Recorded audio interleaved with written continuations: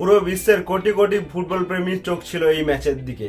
কারণ একদিকে ছিলেন কিংবদন্তি লিওনেল মেসি, অন্যদিকে নতুন প্রজন্মের তারকা নিয়ে গড়া স্পেন। ম্যাচটা শুরু থেকেই ছিল অত্যন্ত সতর্ক ও রক্ষণাত্মক। দুই দলই জানতো ফাইনালে একটা ছোট্ট ভুলই ম্যাচের ভাগ্য বদলে দিতে পারে। তাই প্রথম থেকেই বলের দখল, মাঝ মাঠে লড়াই এবং সুযোগ তৈরির চেষ্টা চলতে থাকে। স্পেন বেশিরভাগ সময় বল নিজেদের দখলে রাখলেও আর্জেন্টিনার রক্ষণ ছিল দুর্ভেদ্য। অন্যদিকে আর্জেন্টিনা দ্রুত কাউন্টার অ্যাটাকের মাধ্যমে গোলের সুযোগ তৈরি করার চেষ্টা করছিল। প্রথমার্ধে দুই দলই বেশ কয়েকটি সুযোগ পেলেও কোনো দলই গোল করতে পারেনি। সবচেয়ে বড় বাধা হয়ে দাঁড়ালো আর্জেন্টিনার গোলরক্ষক এমিলিয়ানো মার্টিনেজ। তিনি একের পর এক দুর্দান্ত সেভ করে স্পেনকে হতাশ করেন। দ্বিতীয়ার্ধে ম্যাচের চিত্র খুব একটা সহজ বদলায়নি। স্পেন বারবার আক্রমণ করছিলেন, কিন্তু মার্টিনেজ যেন একাই পুরো রক্ষণ সামলে নিচ্ছিলেন। অন্যদিকে মেসি কয়েকবার আক্রমণ গড়ে তুললেও স্পেনের ডিফেন্স তাকে খুব বেশি সুযোগ দেয়নি। ম্যাচ যত শেষের দিকে এগোচ্ছিল ততই উত্তেজনা বাড়ছিল। ঠিক তখনই ঘটে বড় একটি ঘটনা।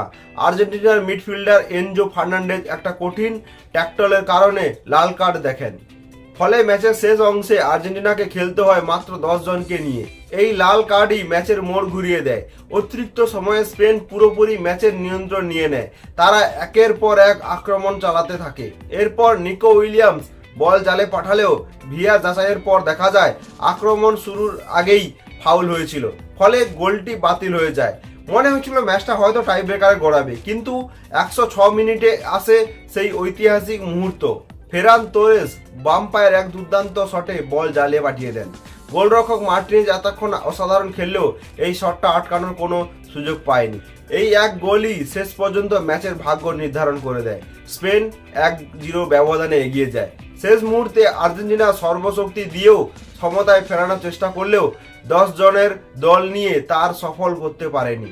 রেফারির শেষ বাঁশিটা বাজার সঙ্গে সঙ্গেই স্পেনের খেলোয়াড়রা আনন্দে মেতে ওঠেন। এভাবেই তারা নিজের ইতিহাস দ্বিতীয়বারের মতন বিশ্বকাপ জয়ের স্বাদ পায়।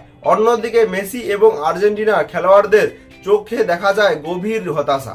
বিশেষ করে যদি এটি মেসির শেষ বিশ্বকাপ হয়ে থাকে, তাহলে এই হার তার ক্যারিয়ারের অন্যতম বেদনাময়ক মুহূর্ত হিসেবে স্মরণীয় হয়ে থাকবে। এবার আসি ম্যাচের কয়েকটি গুরুত্বপূর্ণ দিক নিয়ে। প্রথমত, এমিলিয়ানো মার্টিনেজ। পুরো ম্যাচে তিনি 11টি সেভ করেছেন। বিশ্বকাপ ফাইনালের মতন বড় মঞ্চে এটি একটি অসাধারণ রেকর্ড। তার এই পারফরমেন্স না থাকলে স্পেন হয়তো অনেক আগেই ম্যাচ জিতে যেত। দ্বিতীয়ত, এনজো ফার্নান্ডেজ লাল কার্ড। এই একটি ঘটনাই ম্যাচের ভারসাম্য পুরোপুরি বদলে দেয়। 10 জনকে নিয়ে অতিরিক্ত সময়ে স্পেনের মতন দলের বিরুদ্ধে টিকে থাকা অত্যন্ত কঠিন। তৃতীয়ত, স্পেনের ধৈর্য। তারা পুরো ম্যাচে নিজেদের পরিকল্পনা থেকেও একটু সরে যায়নি। গোল না পেলেও তারা আক্রমণ চালিয়ে যায়। অবশেষে সেই ধৈর্যের পুরস্কার এনে দেয় ফেরান তোরেস। সবশেষে বলা যায় এই ফাইনাল ছিল কৌশল, ধৈর্য এবং মানসিক শক্তির এক অসাধারণ উদাহরণ। একটি মাত্র গোলই ঠিক করে দিলেন বিশ্ব চ্যাম্পিয়নের নাম। স্পেন আবারও বিশ্ব ফুটবলের শীর্ষে উঠে এসেছে, আর আর্জেন্টিনার জন্য এটি হয়ে থাকবে এক হৃদয় ভাঙা রাত। আপনাদের মতে এই ম্যাচের সেরা খেলোয়াড় কে হতেন? এমিলিয়ানো মার্টিনেজ, ফেরান তোরেস নাকি অন্য কেউ?